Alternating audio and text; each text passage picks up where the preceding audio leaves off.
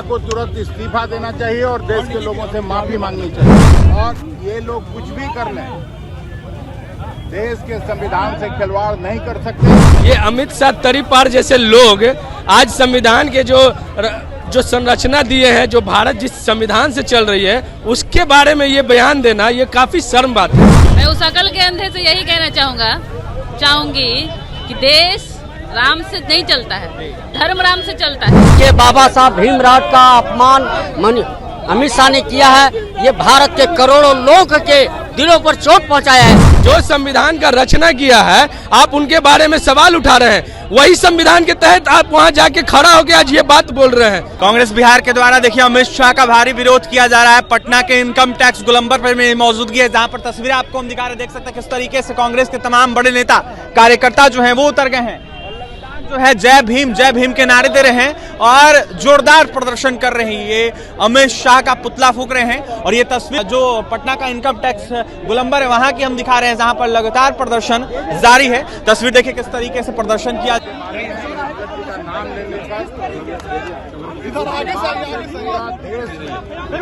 देश में संविधान को मानने वाले, प्रजातंत्र और जमहूरियत को विश्वास करने वाले सभी लोगों में आक्रोश और गुस्सा है और उसी का नतीजा है ये केवल पटना में नहीं बल्कि पूरे देश में उनका पुतला दहन और उनके इस्तीफे की मांग होती है। अमित शाह जी को तुरंत अपने पद से इस्तीफा देना चाहिए और देश के लोगों से माफी मांगनी चाहिए। इसी को लेकर आज सभी हम कांग्रेस कर्मी यहाँ पुतला दहन करने आए और सरकार तक ये आवाज पहुंचाना चाहते हैं। राहुल गांधी ने धक्का दे दिया भाजपा को। नहीं, हम लोग भी थे, मैं भी था वहाँ। आए कोई धक्का देगा, लेकिन ये भी समझना चाहिए देश की आजादी के बाद पहला ऐसा मौका है जब केजरी बेंच के लोग लोकसभा और राज्यसभा के सदस्यों को अंदर जाने से रोक रहे थे। कभी भी देश के इतिहास में ऐसा हुआ नहीं और मकर द्वार को उन लोगों ने कब्जा करके रखा, जबकि हम लोग अंबेडकर की मूर्ति से शांतिपूर्वक मार्च कर रहे थे।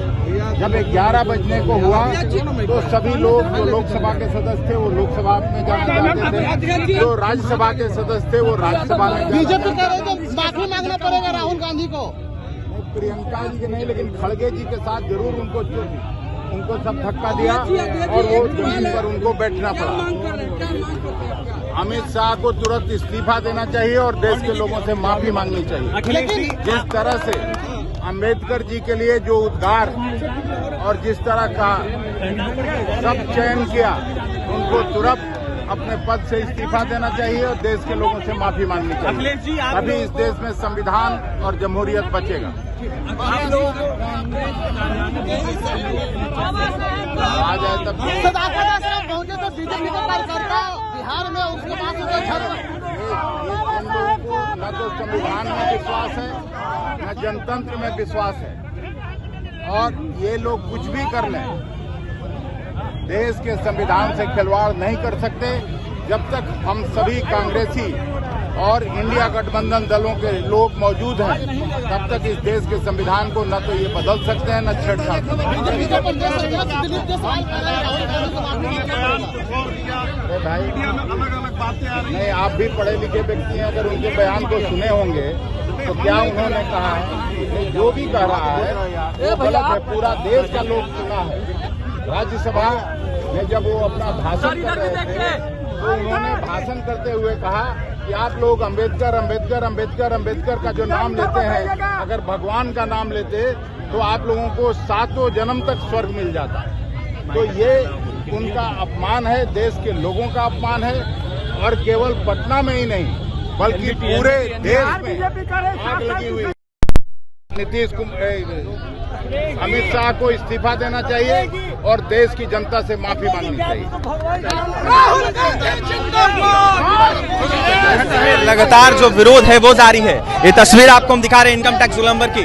लगातार कांग्रेस नेताओं के द्वारा विरोध प्रदर्शन किया जा रहा है और लगातार जो है राहुल गांधी को लेकर जिस तरीके से टिप्पणियां की गई है, इसको लेकर अखिलेश प्रसाद सिंह अपनी बातें रख रहे थे। ये तस्वीर देखिए इस तरीके से जो लगातार नारे लग रहे हैं और लगातार जो विरोध प्रदर्शन है वो किया जा रहा है। क्या कहेंगे? देखिए, बाबा साहब भीमराव का अपमान अमित शाह ने किया है।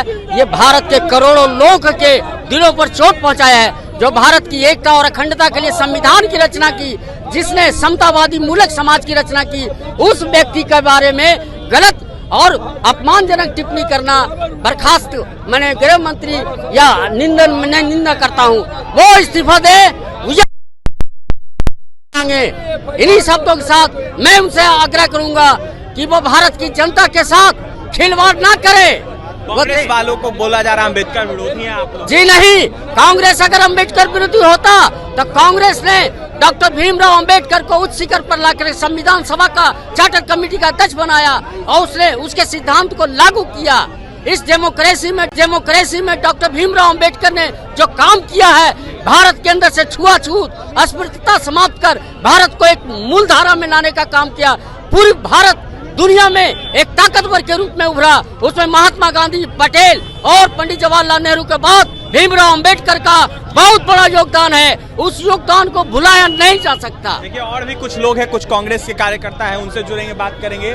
क्या कहेंगे? लगातार विरोध प्रदर्शन आप लोग अमित शाह के खिलाफ कर रहे हैं। देखिए, अमित शाह के इस्तीफे से नीचे कुछ मंजूर नहीं है।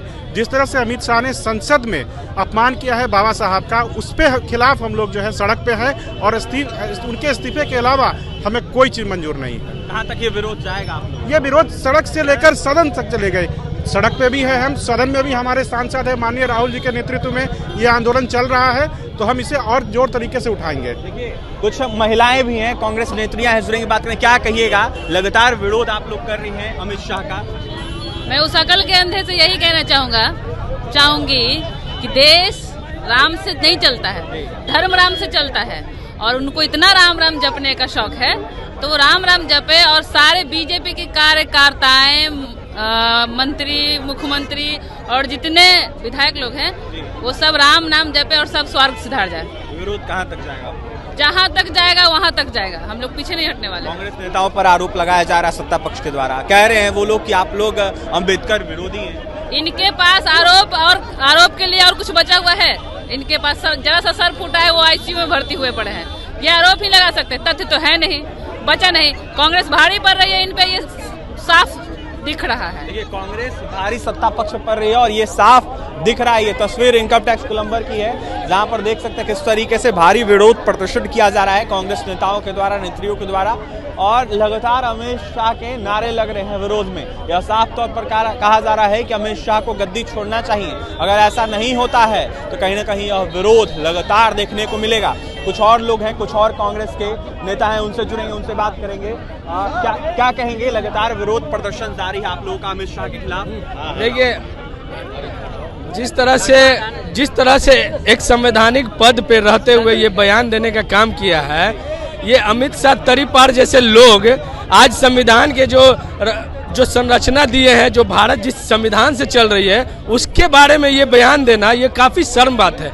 और ये कहीं ना कहीं जानबूझ के अराजकता का माहौल बनाने के लिए भारत में ऐसा बयानबाजी किया जा रहा है। ये अपने आकाओं को कुछ बचाना चाह रहे हैं, जिनका नाम अमेरिका में आप सुने होंगे अडानी का चल रहा है। ये सब को मीडिया से बचाने के लिए एक नया बखेड़ा खड़ा किया है। जो संविधान का रचना किया है, आप उनके बारे में सवाल उठा रहे हैं। वही संविधान के तहत आप वहां जाके खड़ा होकर आज ये बात बोल रहे हैं। तो ये एक बहुत ही गलत और निंदनीय विषय है और इसमें हम लोग पूरे कांग्रेस पार्टी एक साथ जुट खड़े हुए हैं और अमित शाह को माफी मांगना ही होगा और उनको इस्तीफा देना होगा।